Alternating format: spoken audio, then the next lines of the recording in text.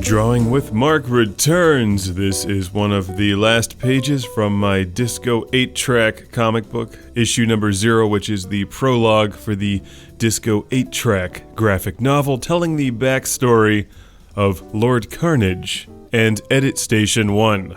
Where did they come from? Why do they exist? And how much disco can they consume at once? A lot.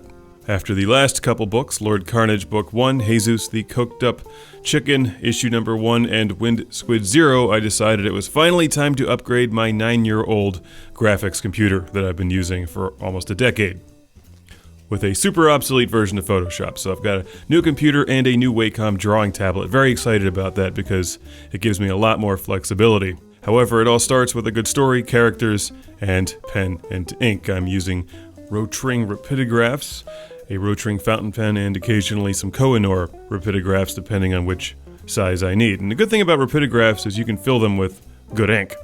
I'm drawing on Bristol board, and this is a drawing of a character that you'll be meeting in Disco 8-track number 0. Standing next to a computer that might look familiar to you, that's Edit Station 1. Where does Edit Station 1 come from? Why is he alive? Well, we'll learn all of those things in Disco 8-track, which takes place in 1979.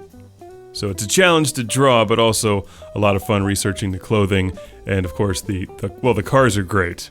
I'm sure you can imagine what kind of vehicles will be in this story, but I start with a line drawing of the characters, whatever characters I'm drawing, whether it's Lord Karnage, Wind Squid, Edit Station 1, Jesus, any of them, just get quick line sketches, and then I start filling it in and doing the detail with pencil.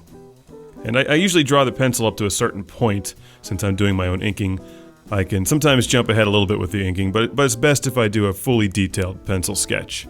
And of course, with the new Wacom tablet, I can take it even further digitally. So we'll be watching that in one of the next videos. I'm drawing this one simultaneously with a space adventure called Ethel the Cyborg Ninja, so it's quite a challenge, but also a welcome challenge to draw something that's slightly more realistic,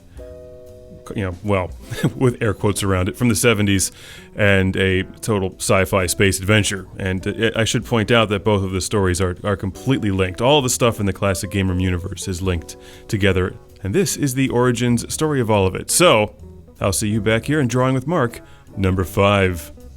Stay groovy, my friends.